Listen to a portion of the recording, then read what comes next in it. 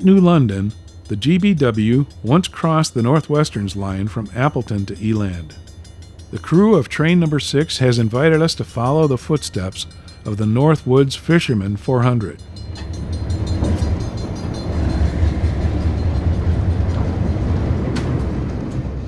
This line could be familiar territory to our unit, the 318, which started her career as C&NW 901.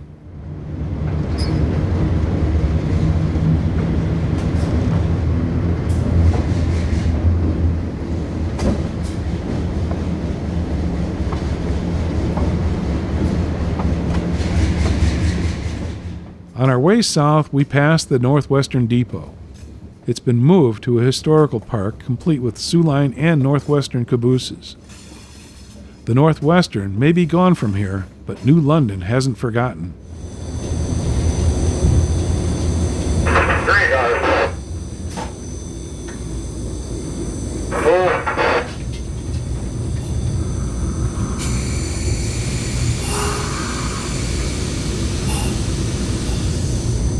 One car.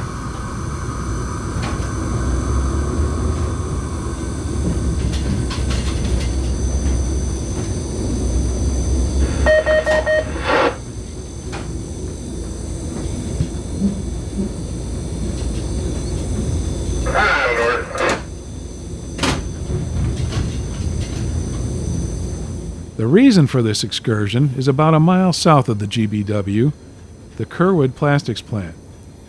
The Northwestern abandoned the line north of here in 1982 and ran a local from Appleton to switch the plant. By the time the FRV took over, the 13-mile line was in bad shape, so the GBW took over the switching of the plant in 1992.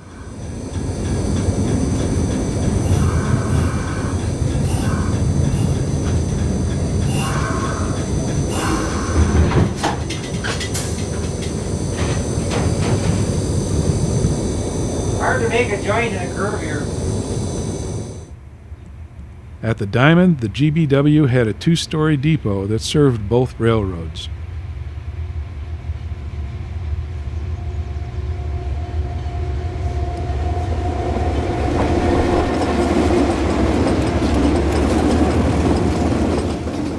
All that is left today is the GBW main, a little bit of platform, photographs, and memories.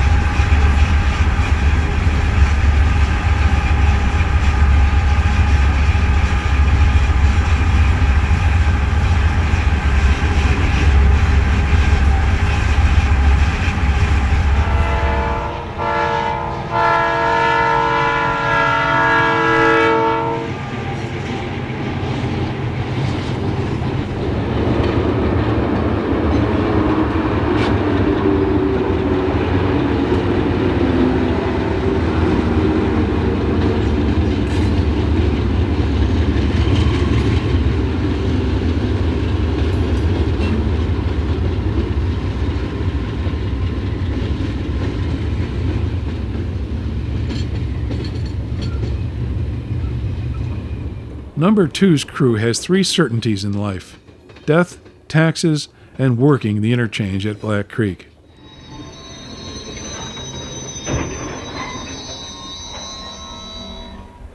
The old Soo Line depot serves as an office for exchanging waybills, and it's home to hundreds of Hornets.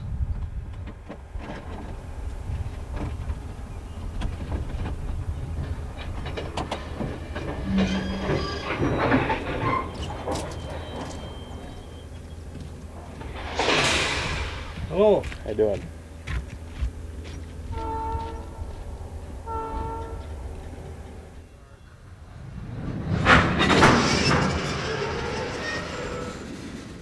The GBW was dispatched by train orders until 1990, when the railroad adopted track warrant control, or TWC. The dispatcher issues track warrants by fax or radio. Dispatcher, over.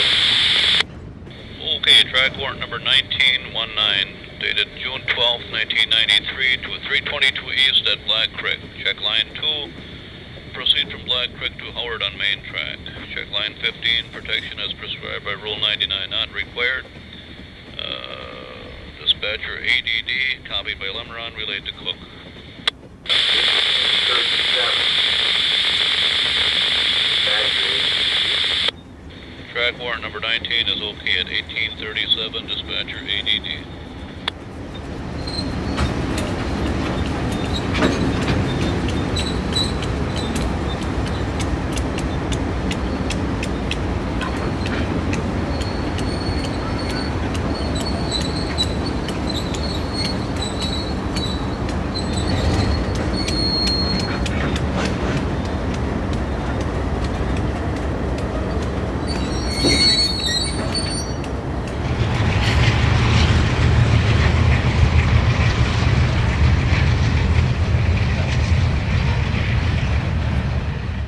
Track warrants are easier for us to handle, but I think orders are more foolproof. Our track warrant is different than number one's track warrant, if we're on number two. And if he forgets to put in there not in effect until after, you know, we could be in a dangerous situation. Where with train orders, if it said order number 14, number one, meet number two at New London, both trains had the exact same order and there wasn't as much room for error. I would feel more comfortable with orders, but warrants are easier, and it gives the dispatcher more lateral or more leeway to move us around without so much complication.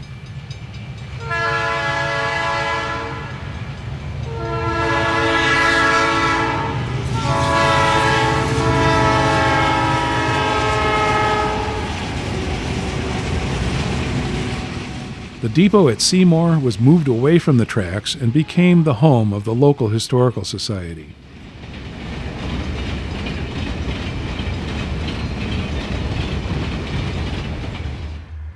A few miles east, Wisconsin Central Train 218 is holding the main at Oneida for a meet with number 2.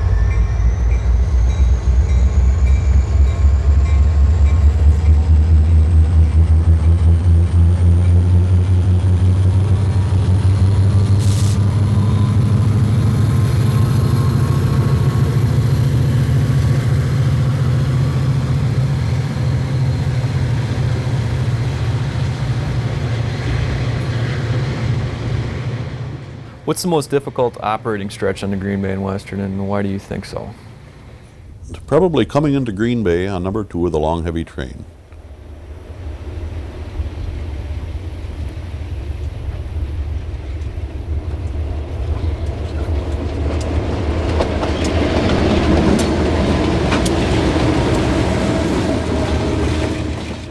Because you're coming down from Oneida, you're using the brakes a couple of times, and your brakes are going to be a little bit faded by the time you get to the yard limit board. And then you got some dips and hollows through the yard here, and then go down into our Norwood yard and go through around the curves on the McDonald's, not knowing where your switchers are going to be wrong. You have to keep the thing slow enough and under control to stop for wrong switches with poor visibility.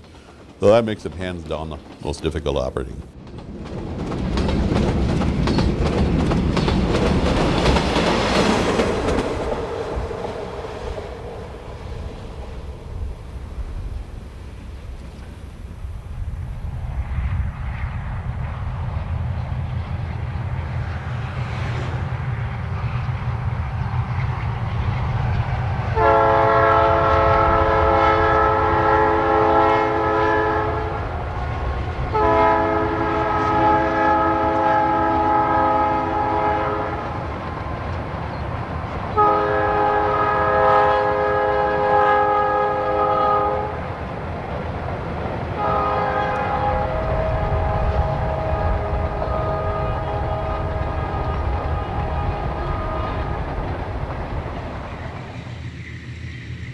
If number 2 is early enough and the days are long enough, the train will arrive at Green Bay in daylight.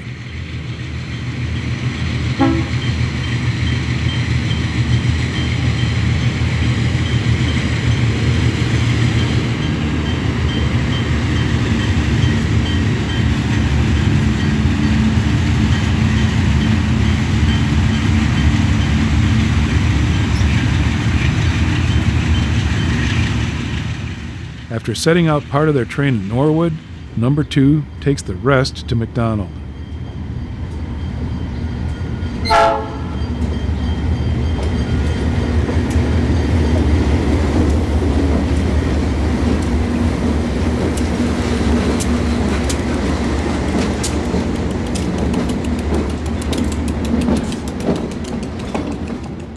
Number 2's power will run light back to Norwood, closing another day on the Green Bay route.